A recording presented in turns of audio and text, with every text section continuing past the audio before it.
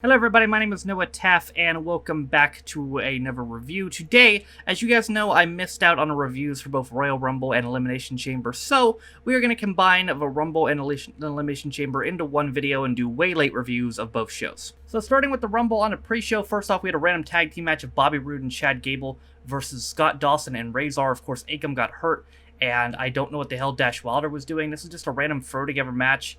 If Dawson and Razor won, AOP and the Revival would have gotten a tag team title match. It went like 7 minutes. It was just a throwaway. It was kind of pointless. And the Revival ended up winning the tag team titles like 2 months later anyway, so screw it. After that on the pre-show, we had Nakamura versus Rusev for the US title. Surprisingly, Nakamura won the title back in 10 minutes. He would then drop it 2 nights later to R-Truth on SmackDown, which I originally thought was a botch because Nakamura did kick out. I guess he didn't, though. It was kind of pointless. He got the belt back just to drop it to 46-year-old R-Truth, but R-Truth's reign was incredibly entertaining, and now Samoa Joe has it, so it's all good. Starting on the main card, still on the pre-show. Buddy Murphy beat Tozawa, Itami, and Kalisto in a fatal four-way match for the Cruiserweight title. I actually thought Itami was going to go over here. Itami ended up taking the pin instead of one of the babyface, even though Itami was the only ever 2 heels in the match. Turns out this was Itami's last day to be pay-per-view. He would then work 205 Live and lose clean to Tozawa, request his release, and he is now gone from the company, probably going back to Pro Wrestling Noah to be Kenta again. So good for him. I mean, he deserves it. On the main card now, we had Asuka versus Becky Lynch for the SmackDown Women's Championship. Very good match. Might have been Asuka's best main roster match. I don't know if I can say it's her best match in WWE because those 2 matches of those 2 matches in NXT with Ember Moon were incredible. I don't know if I can say this match was better than either of those. Surprisingly, Asuka won by, how did she win? By submission. She did like a cattle mutilation type thing and tapped Becky out. Of course, you'll see later in the night that it didn't end up mattering, but, good for Asuka. It made her look strong. And then after this, she immediately didn't appear on TV for 3 straight weeks. So that's great. Coming next, it was Miz and Shane versus The Bar for the tag team titles. They did end up putting the titles on Miz and Shane at the time, which wasn't a surprise. I mean, the way the story was going, it was surely to give the comedy characters a push like this, and can build the feud build the story up so we could last it until Mania. Because if they had just not won the titles, it's tough to plan 3 months for television for them with no titles, So after that, we had Ronda Rousey versus Sasha Banks. This was just kind of a throw-in match. I think they originally wanted to do Rousey and Charlotte, but they changed it. They had an incredible match. Again, might have been Ronda's best main roster match, which isn't a surprise. Banks is one of the best women's wrestlers in the world, and this is the level Ronda's on. She should not be wrestling people like Nia Jax and Alexa Bliss, who aren't quite as good as her. She should be wrestling people who are as good as better than her, like Becky and Charlotte and Sasha. So this was a great match, and it was interesting because Sasha still seemed kind of heelish towards the end and all that, but then she just goes on with her babyface tag team with Becky. So I don't know. It's more of a hint of a horsewoman feud that we're probably not going to get for a long time. After that, let's see. We had the Women's Royal Rumble, which lasted an hour and 12 minutes. Wow. The Men's Rumble, by the way, only lasted 57:35. I'm looking at it right now. The Women's Rumble was the longest match tonight by far, an hour and 12 minutes. Lacey Evans entered first and was her only match, I think, to date on main roster television, and lasted a decent while. I think I'm trying to think if there was any big surprises. Not really. There's a lot of NXT women there. Kairi Sane was in there. Io Shirai, Candice LeRae, women like that. Xia Li, Lana ended up getting hurt earlier, I believe, in the Nakamura match, so she could not make her entrance. Instead, Becky ended up taking her place in the match, and it ended up final 2, Becky and Charlotte. Becky, even though she had an injured knee, she injured her knee actually because she had eliminated Nia and she was on the outside, or Nia had gotten eliminated and Becky's on the outside, and Nia threw her into the steps or whatever, so Becky's knee was hurt. But regardless, she ended up eliminating Charlotte, and Becky won the Royal Rumble. Good for her. After losing to the first Women's Royal Rumble winner earlier tonight, she won the Rumble herself. So there you go. It all comes full circle. After that, we had Daniel Bryan versus AJ Styles for the WWE Championship. It went 24 minutes, and it was right after that Rumble, which lasted an hour and 12, so the crowd was kind of dead for it. And to be honest, out of all the matches they've had, it was probably their worst one. Of course, there was this really weird turn at the end where Eric Rowan came out and assisted Bryan and helped him retain. But yeah, these two definitely were capable of better, and didn't help that the crowd was dead for it as well. After that, we had Heyman. After that, we had Lesnar, accompanied by Heyman, versus Balor for the Universal title. This match, a typical Lesnar match, only lasted like under 9 minutes, but Balor did dominate like 75% of the match, so good for Finn. This Finn actually looked very strong, and of course, he would end up getting the IC title after this, as a result of this. It looks like they may have renewed Finn Balor, although he wasn't booked for Fastlane. I don't know, but this was definitely good for him, and it was different too for a Brock match as well, because one, he took decent ass kicking, and he actually won by submission. He used a Kimura lock again, and he beat up Balor more after the match to make it look like maybe there was more feud, but maybe not. So, and probably not, to be honest with you. Finally, in the main event, we had the 30-man Royal Rumble match, which again lasted about 57-35. 57-35 in terms of time. Of course, winner gets world title match at Mania. People were wondering what the big surprise at number 30 was going to be, because people figured it obviously can't be R-Truth, you know? It can't be R-Truth. Who the hell is it going to be? It ended up being Nia Jax. Nia Jax, who's in the Women's Rumble earlier, attacked R-Truth and entered the match herself.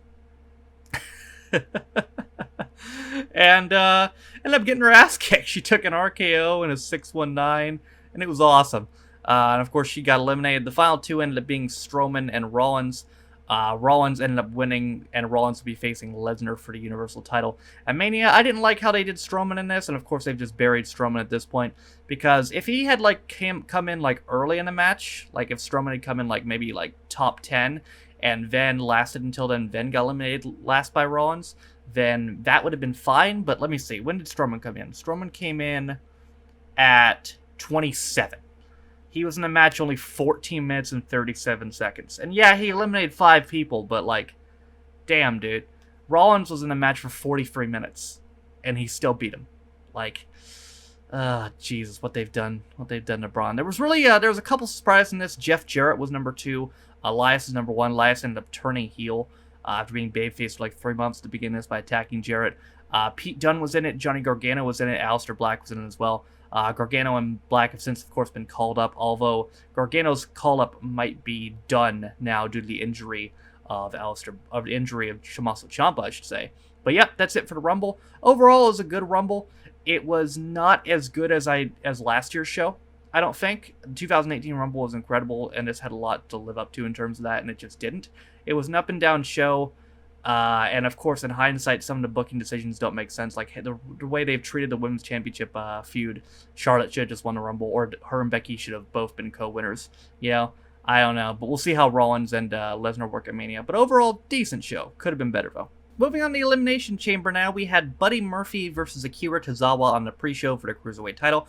People were like, oh, why's Tozawa getting this opportunity? He's had so many opportunities, which is weird, because Tozawa had not had a Cruiserweight title shot in the entirety of 2018. He had some opportunities in 2017. He even won the belt from Neville on Raw, only to drop it 6 days later. Again, back to Neville at SummerSlam. But yeah, he had not had a single title shot in 2018. And regardless, these two had an incredible match.